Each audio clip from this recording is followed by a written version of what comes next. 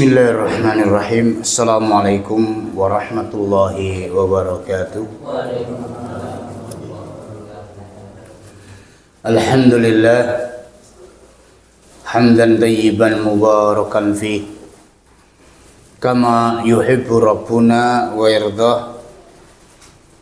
Asyhadu an la ilaha illallah wa asyhadu anna Muhammadan abduhu wa rasuluh.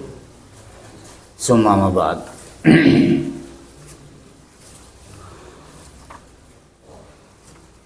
Puji dan disyukur kita panjatkan kehadirat Allah Subhanahu wa taala.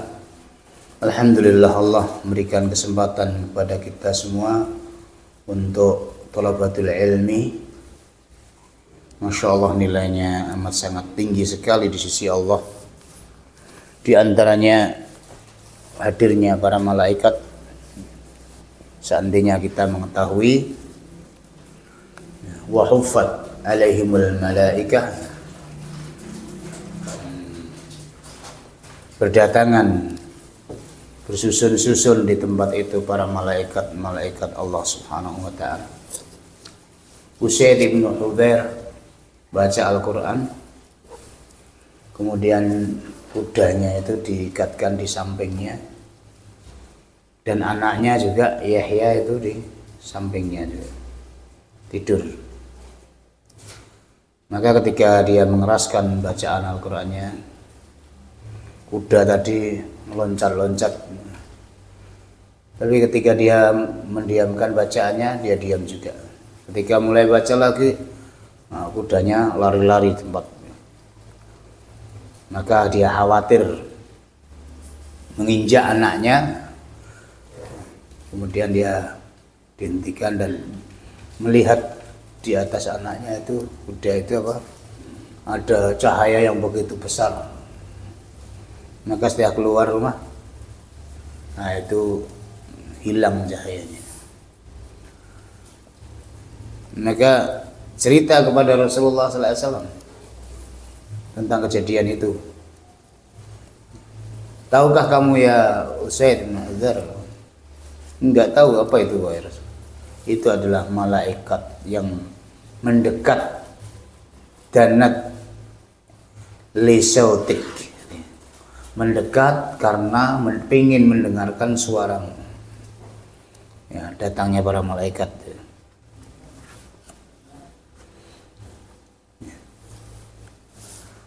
Seandainya kamu baca terus, katanya, sungguh orang-orang akan melihat malaikat itu yang sedang sebagaimana kamu lihatnya, cahaya yang terang. Jadi majelis-majelis kita inilah majelis yang barakah, majelis yang bercucuran rahmat, majelis yang berdatangan para malaikat Allah. Meskipun kita tidur, yang tidur pun juga ikut kena, yaitu sifat-sifatnya malaikat, dapat juga pahala, terampuni juga dosa-dosanya. Qumu maghfirran lakum qad badaltu sayyi'atikumul hasanat. Dalam satu riwayat, berdirilah kalian, aku telah ampuni dosa-dosa kalian, bahkan aku ganti kejelekan-kejelekan kalian dengan kebaikan-kebaikan. Nggak ada kamu ngantuk atau tidak ngantuk, tidur atau tidak tidur, semuanya dapat itu ampunan dari Allah Subhanahu wa taala. Itu majelis, hadir dalam majelis ilmu. Baik, pada pertemuan terakhir kemarin masalah membungkus mayit, dan bab yang terakhir, yakni yang penting bagi ibu-ibu, ya.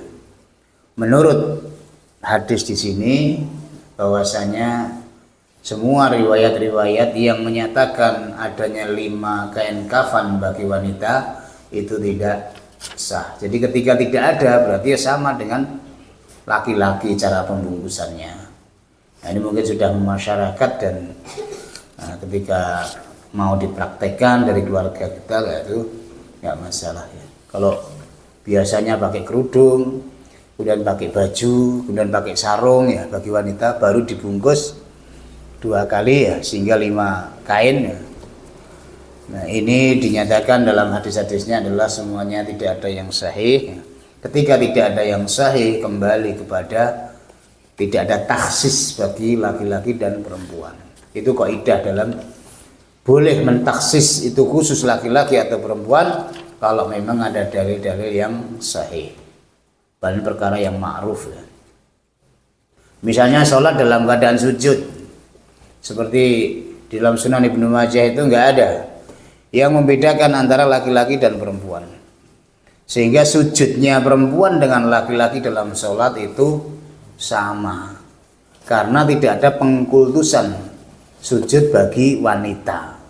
Meskipun dalam mazhabnya Al-Imam Abu Hanifah misalnya, itu sujudnya wanita itu jadi tangannya menahan dadanya ketika sujud gini. Nah itu kan berseberangan dengan laki-laki. Kalau laki-laki kan harus regang, sehingga kalau ada bahmah, ada kambing yang lewat, cempe yang lewat, berobos di bawah tempat sujud kita ini bisa. Maka harus longgar antara tangan dengan dada dengan perut, yujafi, jadi merenggangkan.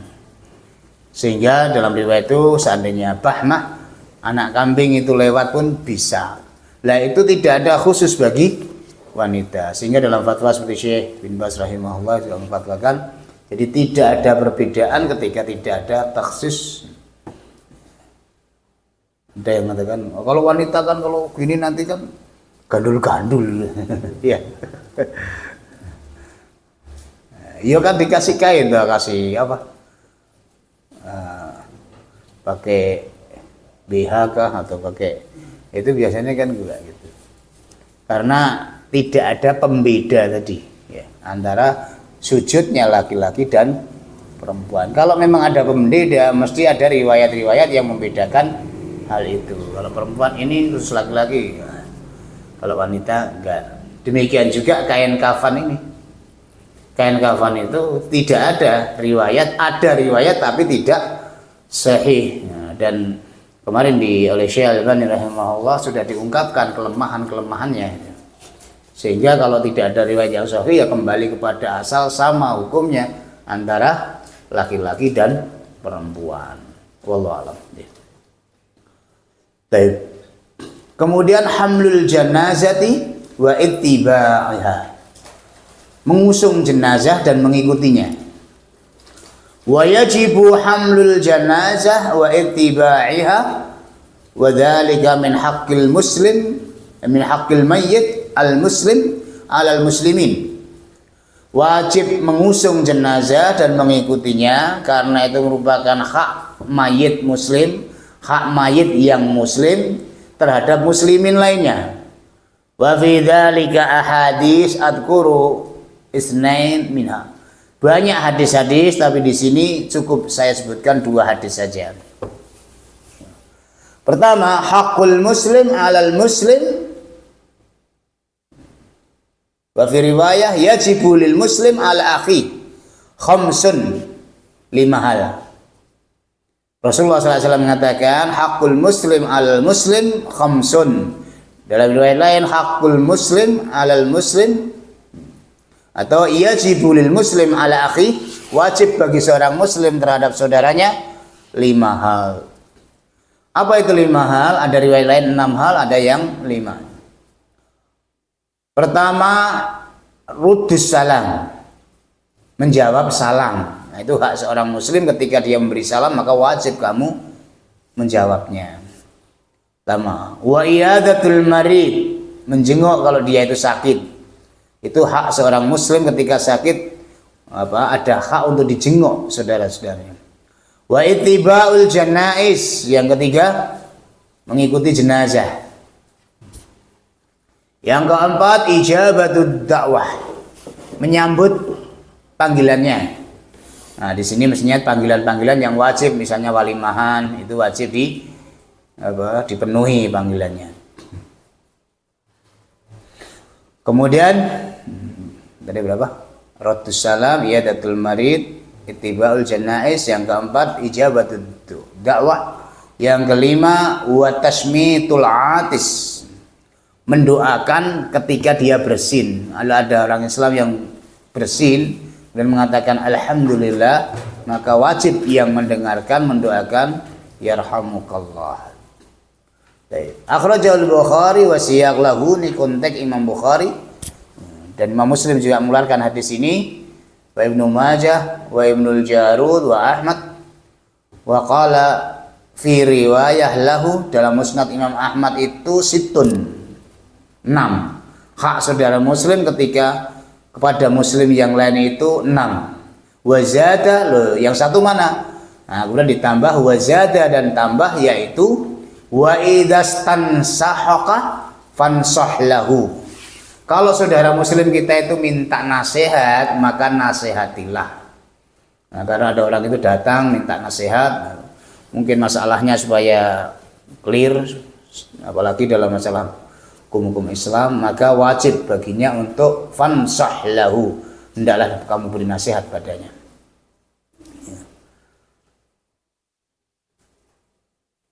Itu yang pertama, hakul muslim alal muslim khamsun, ada yang sittun. Nah, kalau di Bulughul Maram itu bab adab pertama hadis ini. Ya. Birru wasilah itu juga pertama dalam hadis ini masuk ke sana. Nah, di sini ada yang kaitannya dengan bab, yaitu wa ittibaul janais, mengikuti jenazahnya. Al-thani, kemudian riwayat yang kedua, qauluhu aidan, yaitu sabdaan Rasulullah SAW juga, udhu al-marido, jenguklah orang yang sakit, wattabi'u al-janaiza, ikutilah jenazah. Nah, ini perintah, jenguklah orang yang sakit, ikutilah jenazah.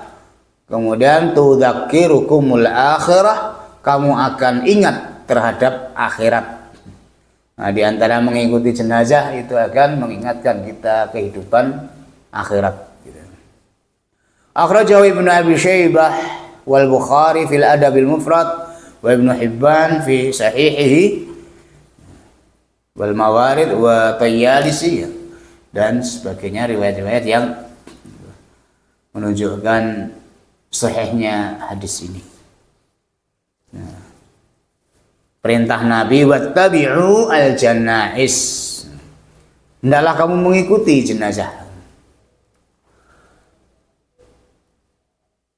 Kemudian Syekh menyebutkan wa ittiba'uha ala martabataini, mengikuti jenazah itu ada 2 tingkatan. Al-ula, yang pertama, ittiba'uha min 'indi ahlihi hatta as-shalah 'alaiha.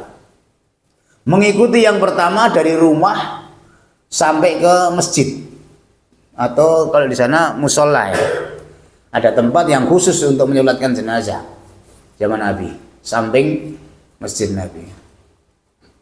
Nah, itu biasa untuk sholat jenazah, demikian juga untuk sholat Id, tanah lapang samping masjid.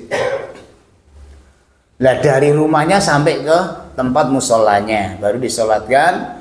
Wal akhar, dan yang lain atau yang kedua, martabat yang kedua, ittiba'uha min indi ahliha, mengikuti dari keluarganya, dari rumahnya, hatta yufarragha min dafniha, sampai selesai penguburan. Jadi ngikuti dari rumah tadi yang pertama hanya sampai di masjid, nah, mungkin pulang dan sebagainya. Nah, yang kedua, bentuk martabah yang kedua, mengikuti dari rumahnya, tempat sholatnya, dan sampai ke penguburan, sampai selesai dafniha, menguburnya. Wa kullum minhuma fa'ala Rasulullah SAW.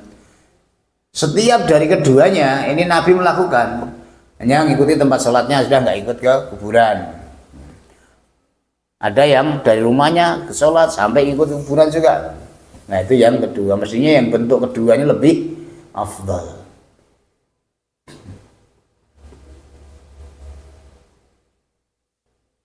Wa kullu minhuma fa'ala Rasulullah sallallahu alaihi wasallam. Farawa Abu Sa'id Al-Khudri radhiyallahu taala anhu annahu qala. Sebagaimana riwayat Abu Sa'id Al-Khudri radhiyallahu taala anhu, beliau mengatakan, kunna maqdaman Nabi sallallahu alaihi wasallam yakni al-Madinah.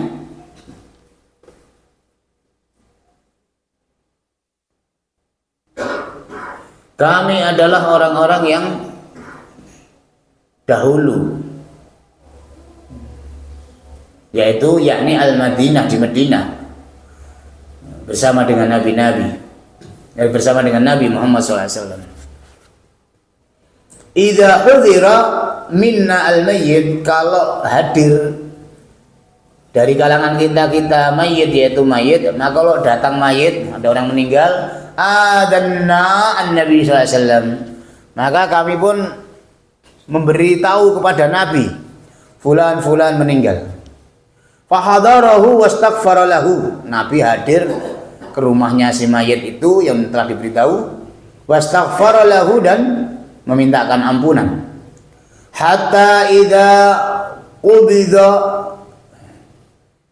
sampai ketika memang bahkan masih sakit, sudah datang akhir dari kehidupannya seseorang itu, sampai kadang meninggalnya orang itu, Nabi terus di rumah itu. Hatta idza qubid insarafa an-nabi sallallahu alaihi wasallam, baru Nabi pulang. Wa ma'ahu hatta yudfan, dan juga orang-orang yang bersamanya sehingga dikuburkan. Wa rubbama tala habsu dzalika 'ala nabi sallallahu alaihi wasallam, kadang Nabi itu tertahan sampai lama. Falamma khashina masyaqqah, maka ketika kami khawatir memberatkan Nabi kalau gini, Nabi kalau ada orang sakit datang kemudian meninggal, nunggu sampai penguburan habisnya. Falamma khashina masyaqqah, ketika kami mengkhawatirkan ini membebani Nabi, dzalika alaihi, yang demikian itu, qala ba'dul qaum li ba'din, kemudian sebagian di antara mereka itu memberitahu kepada sebagian yang lain, lau kunna la nu'adzinu nabi sallallahu alaihi wasallam bi ahadin hatta qubid hatta yuqbad, gimana kalau kita nggak usah ngabari Nabi, sehingga kalau memang sudah meninggal baru dikabari. Nah kadang masih sakit keras sudah dikabari sampai meninggalnya di situ ya. Fa idza qubida adannah, nah kalau sudah benar-benar meninggal barulah kita laporkan, kita beritahu ke Nabi. Falam yakun alaihi fi dzalika masyaqqatan wala habsun, maka yang demikian itu tidak menyebabkan masyaqqah, kesusahan, kesulitan bagi Nabi, wala habsun, dan tidak ada penahanan. Nah, tidak menahan Nabi sampai lama-lama, apalagi galinya belum siap, apalagi kainnya belum siap, masih memandikan, masih ngurusi semua dari awal sampai akhir. Kasihan Nabi. Fafa'alna dzalik, akhirnya kita lakukan yang demikian. Jadi enggak usah diberitahu aja kecuali sudah meninggal. Wa kunna nu'adzinuhu bil mayyit ba'da an yamut. Sehingga kita memberitahu kepada Nabi kalau ada orang meninggal itu, setelah meninggal barulah diberitahu. Fayatihi fayusalla alaih, maka Nabi pun datang dan menyolatkan atasnya. Farubama insarafa, kadang Nabi langsung pulang. Warubama makatha, barangkali Nabi tinggal hatta yudfan al-mayyit, sehingga mayit itu dikuburkan. Fakunna ala dzalik hinan, nah, kami seperti itu beberapa waktu. Tsumma qulna, kemudian kami katakan, laulam yaskhas an-nabi sallallahu alaihi wasallam, lam yudhir bi shakhsihi, jadi tidak menampakkan dengan dirinya. Wa hamalna jinazatina ilaih, jadi Nabi sampai apa? Enggak usah diberitahu kita rumahnya ya, sampai kita urusi baru kita bawa ke tempat. Wa hamalna jinazatana, jenazah kita ilaih, kepada Nabi, hatta yusalla alaih inda baitihi, sehingga sholat di dekat sampingnya rumahnya Nabi. Lakana dzalika arfaq bihi, itu lebih bagus, lebih ngajeni, lebih tidak memberatkan Nabi gitu. Fakana dzalika al-amru ilal yaum, sehingga itulah kejadian sampai hari ini. Jadi kalau ada jenazah itu diurus di rumahnya, baru bawa ke tempat Nabi atau ke masjid untuk disolatkan. Nah, itulah memanggul mengikuti tipe yang pertama, dari rumah sampai tempat masjid, tempat musolanya.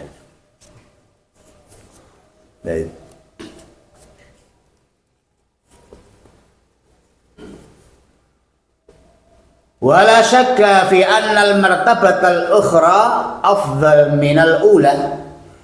Enggak diragukan lagi, tingkatan yang kedua itu lebih afdal, lebih mulia. Orang kalau bisa dari rumahnya sampai ke musolanya, kemudian musolanya sampai ke kuburannya, itu mesti lebih afdal.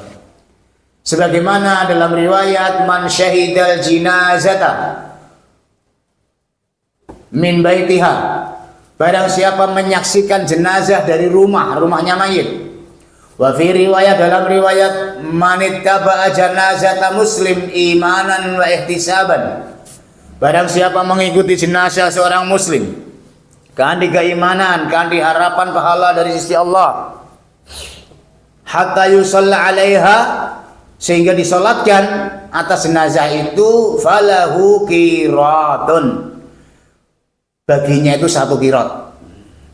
Wa man syahidaha hatta tudfan, dan barang siapa mengikutinya, menyaksikan sampai mayat itu dikubur, wa fi riwayatil ukhra yufarriq minha, sampai selesai, dalam riwayat lain, falahu qiratan, baginya itu 2 qirat. Falahu qiratani, mendapat 2 qirat minal ajri, dari pahala. Kila, kemudian dikatakan, ya Rasulullah, wahai Rasulullah, wa mal qiratan, apa itu 2 qirat? Apa yang dimaksud 1 qirat, 2 qirat? Qala qiratan, 2 qirat itu mislul jabalain al-azimain, seperti 2 gunung yang besar-besar. Wa fi riwayatil ukhra kullu qiratin mithlu Uhud, setiap 1 qirat itu bagikan gunung Uhud. Wah, berarti ya gunung kan begitu besar Uhud itu. Bukan Jabal Rumat ya, seperti yang kami ceritakan kemarin, tapi Uhud yang mengelilingi kota Madinah ya. Separuh dari kota Madinah itu terkelilingi oleh Uhud. Nah, kalau banyaknya segitu ya berarti begitu banyak jumlah yang besar. Ya. Rambak segitu banyak itu gimana? Ya, rambaknya segunung Uhud, meskipun bentuknya rambak, tapi segunung Uhud ya, nilainya kan besar juga. Lah kalau emas gimana? Ya, maka yang namanya 1 Uhud itu ya sudah perkara yang besar nilainya. Nah, itu orang yang ngikuti jenazah.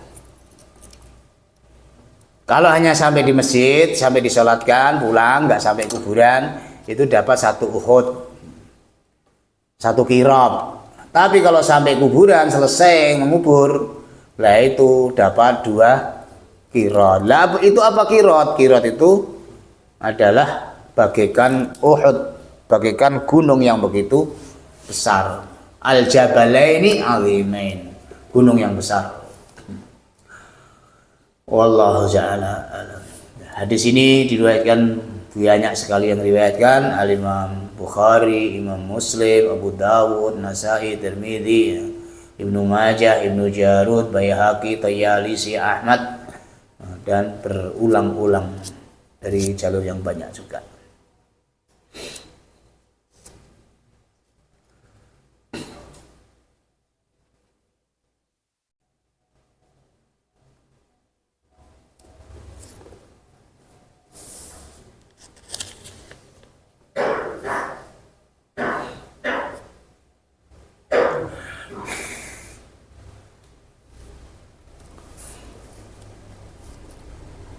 Wa an Ibnu Umar yusalli 'alaiha wa kana Ibnu Umar yusalli 'alaiha thumma saraf.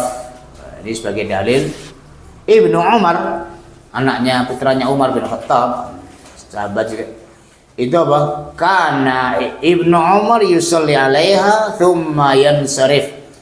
Nah, Ibnu Umar itu menyolatkan jenazah terus pulang. Falamma balaghahu hadis Abi Hurairah, Maka ketika mendengar hadisnya Abu Hurairah, hadis di atas, itu kalau dapat 1 qiraat, tapi 2 qiraat itu. Qala akthar alaina Abu Hurairah, marah dia Ibnu Umar. Wah, Abu Hurairah wis ngekeh-kehi riwayat. Fi riwayah fata'adzamahu. Ibnu Umar menganggap perkara yang besar. Fa arsala Khabbaban ila Aisyah. Sehingga Abdullah bin Umar itu mengutus Khabbab, sahabat Nabi, ila Aisyah, kepada Aisyah, yas'aluha an qauli Abi Hurairah, untuk menanyakan hadis di atas tentang 2 qiraat, 1 qiraat, 2 qiraat itu kan hadisnya Abu Hurairah. Tanyakan sana Abu Aisyah. Thumma yarji ilaih, kemudian Khabbab pun setelah bertanya kembali kepada Ibnu Umar. Maqalat, apa yang dikatakan oleh Aisyah. Wa akhadha Ibnu Umar qabdatan min hasal masjid. Abu Umar sudah mengambil qabdah, itu 1 cakuban kerikil hasa di masjid. Yuqallibuha fi yadihi hatta raja ilaihi Rasul. Nah, itu sudah dibolak-balikkan sambil buat gini-gini kan. Nanti ini kalau Aisyah enggak mengatakan mau tak sawurkan ke mukanya Abu Hurairah gitu. Sampai nunggu Khabbab. Hatta yarji'a ilaihi Rasul. Artinya utusan tadi kembali kepada Abdullah bin Umar. Faqala, maka dia mengatakan qalat Aisyah. Sehingga kemudian Khabbab mengatakan, Aisyah berkata, istri Nabi berkata, shadaqa Abu Hurairah.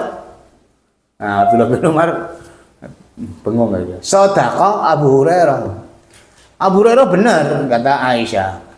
Fadaraba Ibnu Umar bil hasal ladzi kana fi yadi al-ardh. Kemudian kerikil-kerikil yang tadi di dalam tangannya itu dilemparkan ke tanah, dibuang. Thumma qala, kemudian mengatakan, laqad faradna fi qararit katsirah. Fabalagha dzalika Abu Hurairah faqala innahu lam yakun yashghuluni an Rasulillah sallallahu alaihi wasallam safqah as-suq wala ghursul wadi. Wah, kalau gitu dah kita banyak kirot-kirot, kata Abdullah bin Umar.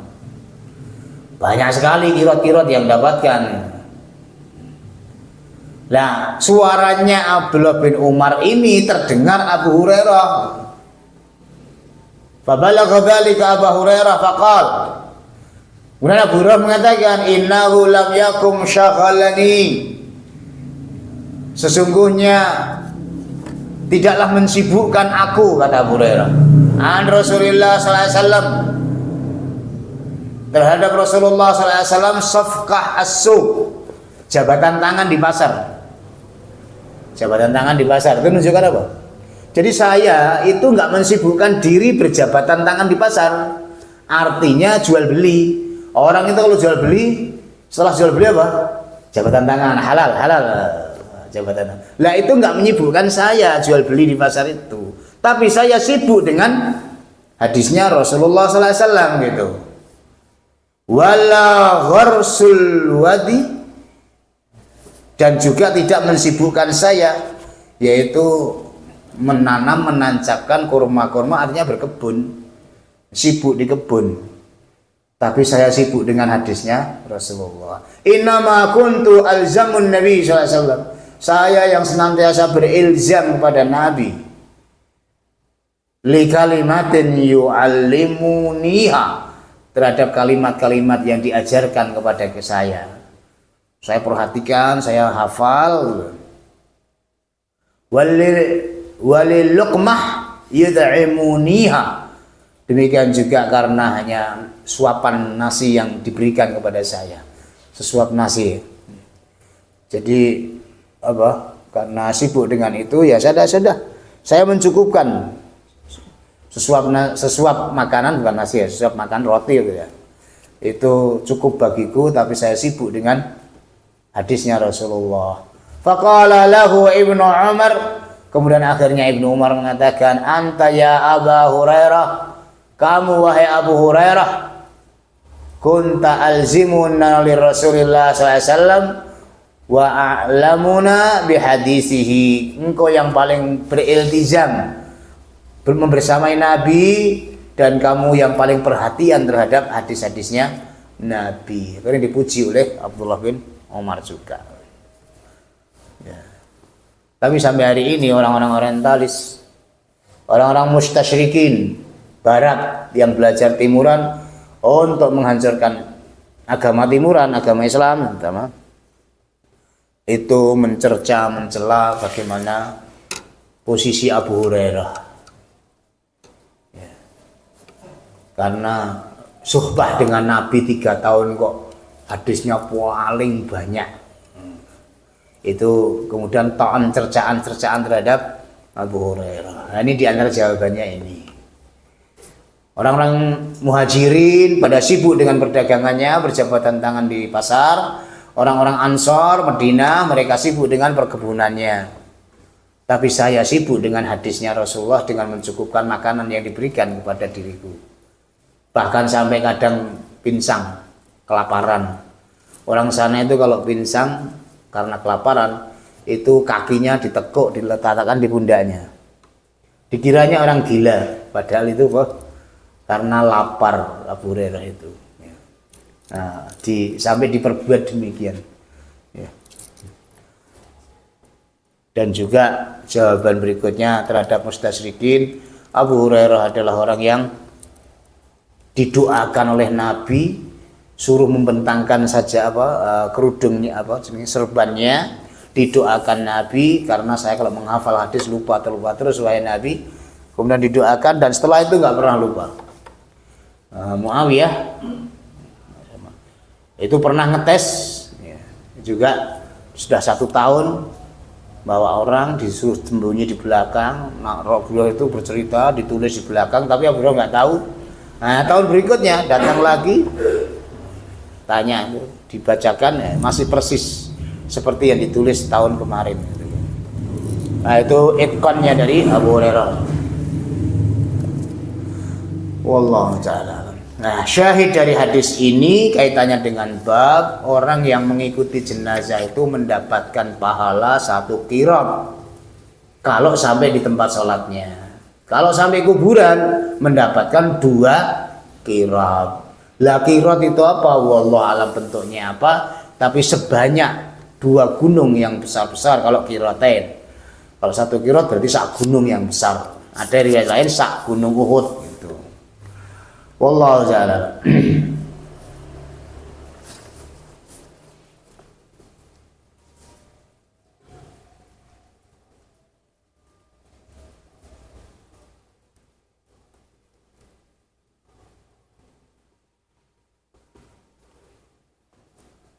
Wali Abi Hurairah radhiyallahu taala anhu hadisun akhar.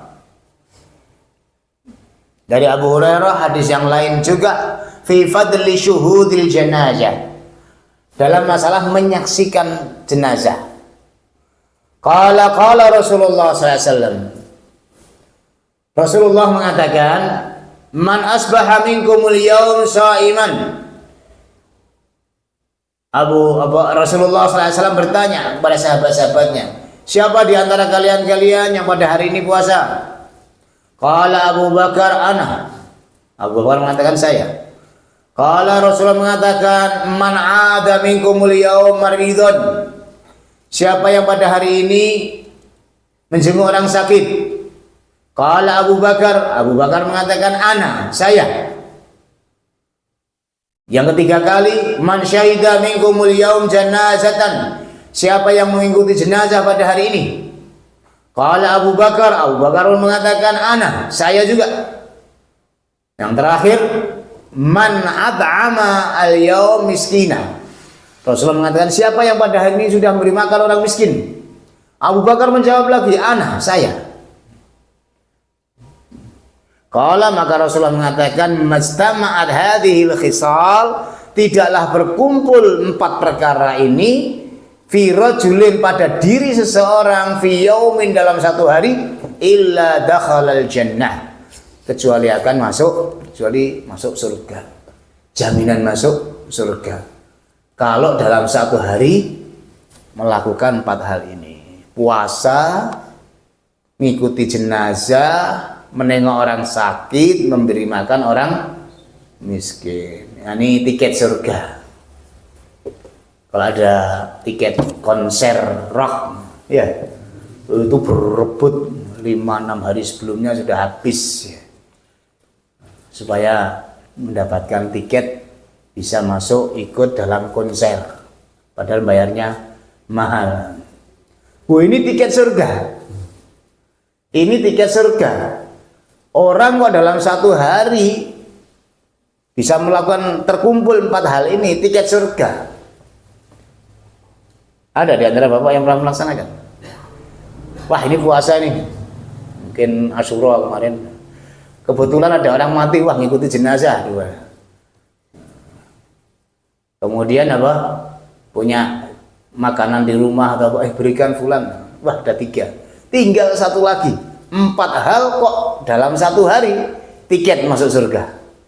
Oh, menengok orang sakit, nah, carilah tetangga-tangga atau di rumah sakit banyak orang sakit.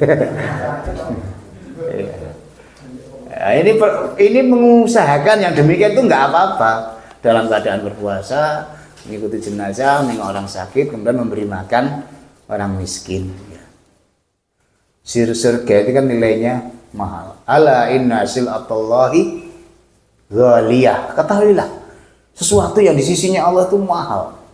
Sampai 3 kali. Ala inna sil'atallahi ghaliyah. Ala inna sil'atallahi al-jannah. Surga. Seorang wanita gila ayan minta didoakan Nabi. Nabi mengatakan, kalau saya doakan sembuh, tapi nggak ada jaminan surga. Tapi kalau kamu bersabar dengan kondisi kamu itu, jaminannya surga.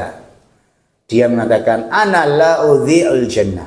Saya tidak akan menyia-nyiakan surga. Dah, saya bersabar dengan ayan saya ini, tapi ada jaminan surga. Padahal kalau didoakan Nabi sembuh, mungkin bisa masuk surga, tapi dengan cara lain, tapi nggak ada jaminan. Maka dia mengatakan apa? Saya tidak menyia-nyiakan surga. Akhirnya tetap ayan sampai sabar, sampai meninggalnya, hanya saja minta didoakan kalau pas kumat itu auratnya terbuka, malu, doakan ya Rasulullah jangan sampai aurat saya terbuka. Orang yang ayan aja malu, ya. Tapi kalau kita ke mall, wallahu ustaz, ya, mendingan orang yang ayan. Ya. Ada seorang sahabat makan kurma, sedang makan ini. Kemudian, wah, berkecamuk perang. Tanya kepada Rasulullah, ya Rasulullah, kalau saya ikut maju berperang dan terbunuh, di mana saya? Kamu di surga. Ya. Akhirnya nggak sabar lagi makan kurma, menghabiskan kurma yang ada tangannya itu. Udah ditinggalkan, langsung berangkat. Akhirnya terbunuh, surga. Oh, itu begitu semangatnya mereka terhadap surga, ya. Lah kalau bapak-bapak semangat, coba aja ini. 4 hal tadi kalau pas puasa Senin atau Kamis, cari orang sakit, cari jenazah, kemudian cari orang miskin, kasih makanan apa yang ada pada kita. Insya Allah tiket surga itu, ya. Nggak apa itu diusahakan kayak gitu. Karena Rasulullah mengatakan gini kan, memberi semangat kan, tidak berkumpul pada seseorang 4 hal ini kecuali dijamin masuk surga. 4 hal dalam satu hari maksudnya gitu. Wallah. Nah, ini juga menunjukkan bagaimana keutamaan Abu Bakar. Berarti dengan ini Abu Bakar saya. Berarti keutamaan Abu Bakar. Tapi orang-orang Syiah sampai hari ini begitu mengecam Abu Bakar, apalagi putrinya Aisyah, istri Rasulullah, dimurtadkan ya. Padahal menunjukkan jaminan surga. Al-asratul mubasyaratu bil jannah, 10 orang yang penghuni surga, itu Abu Bakar masuk juga. ketika berada dalam satu kebun, kayak kakinya Rasulullah masuk ke sumur di kebun itu. Ya, kemudian Abu Hurairah sebagai penjaga pintu beritahu itu apa? Orang yang akan datang itu adalah penghuni surga. Ternyata Abu Bakar yang datang. Nah, itu menunjukkan apa? Abu Bakar adalah apa? Jaminan surga gitu. Baik, wallahu taala. Subhanakallahumma wa bihamdika asyhadu an la ilaha illa anta astaghfiruka wa atubu ilaik. Walhamdulillahirabbil alamin. Wassalamualaikum warahmatullahi wabarakatuh.